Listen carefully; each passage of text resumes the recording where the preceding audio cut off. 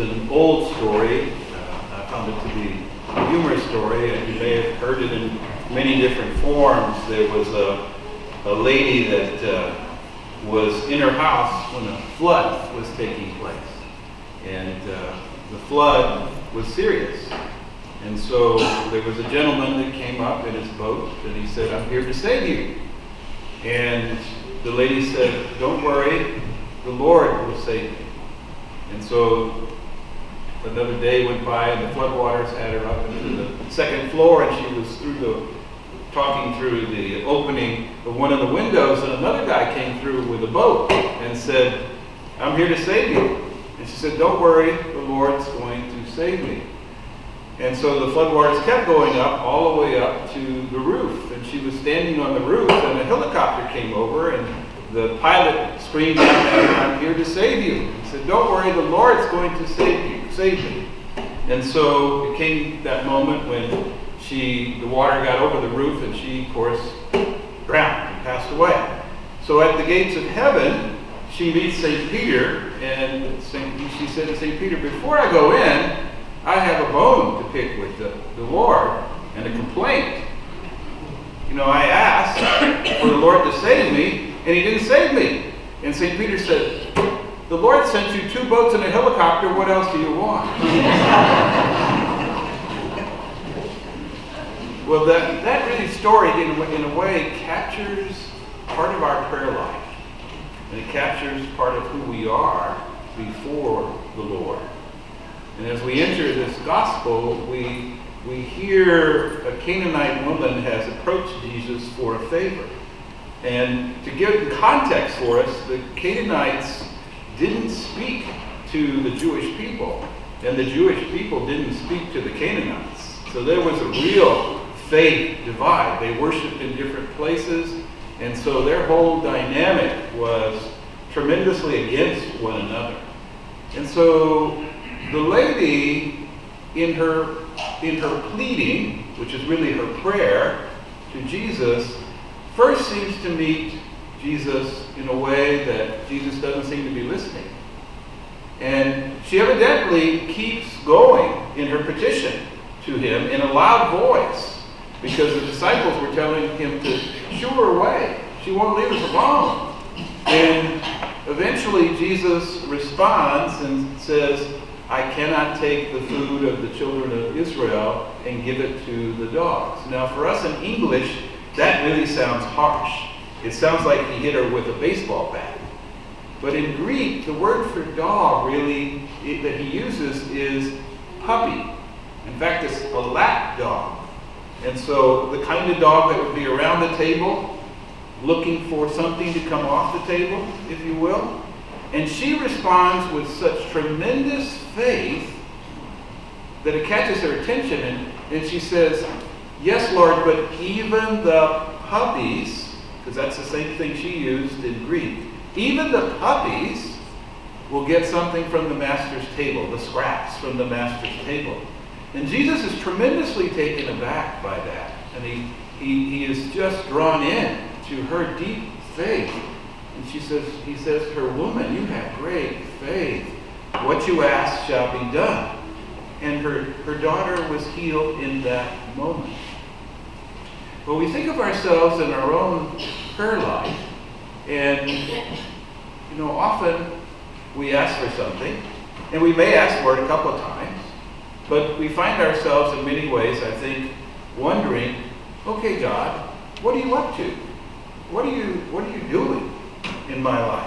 I've asked for this for my grandchild or my child or my marriage or work or whatever it is. Lord, what are you doing in my life?" St. Ignatius of Loyola, in many ways, gave us really a guide point between the 2 stories I told you. One was the gospel, and one was, of course, the lady at the house. And he said, pray as if everything depends on God, but act as if everything depends on you. In other words, work as if everything depends on you.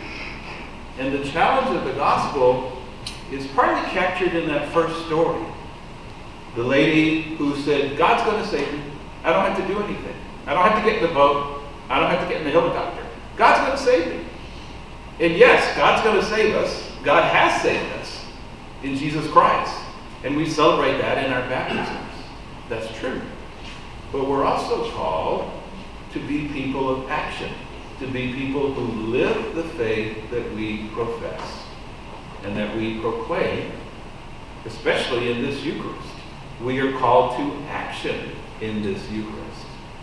And the kind of action that we're called to is captured really in the gospel.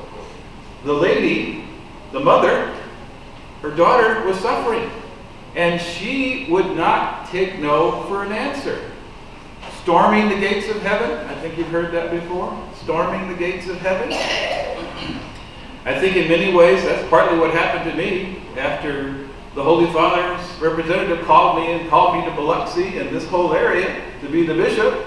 And then I ended up in the hospital and was very close to meeting the Lord very personally. Praying for 2 boats and a helicopter at least. And all the prayers of all the people made a difference. Made a difference in that very, very difficult and dark time. And God's love in that way surrounded me enough to be able to continue to say yes.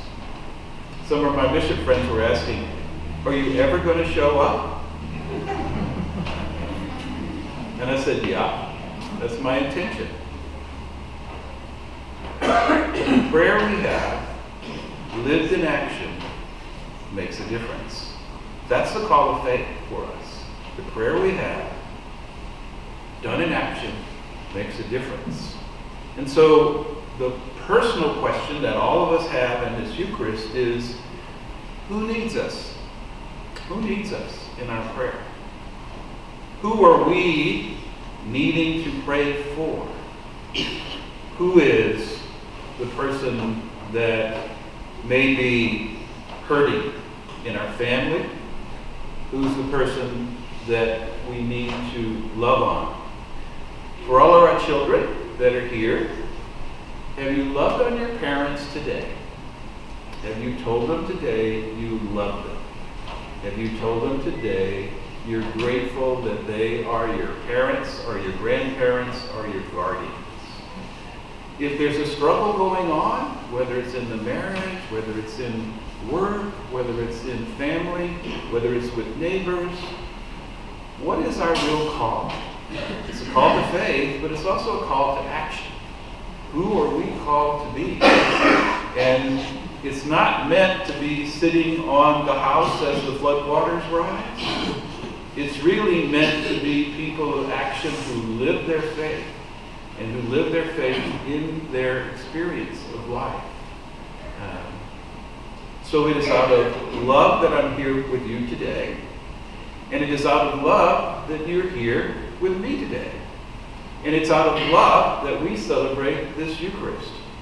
And it's out of great love that Jesus gives us his body and blood to eat and to drink and to share it, to give us the strength we need and whatever grace we need in our lives to hear the call to action in faith and to let that action in faith be the sign of Christ in our lives. So when people meet us, they say, Christ is alive in my life. Christ is alive in their life. Christ is alive in your marriage. Christ is alive in your family. Christ is alive in your children.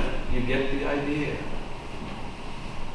And so we celebrate today in a special way that which St. Ignatius really called us to many years ago. St. Francis Xavier believed this too. That was part of his training. Pray as though everything depends on God, but act. And like the person of the gospel, act aggressively as if everything depends on you, on me. That's an amen. Amen. I'm going to keep talking and let you say amen.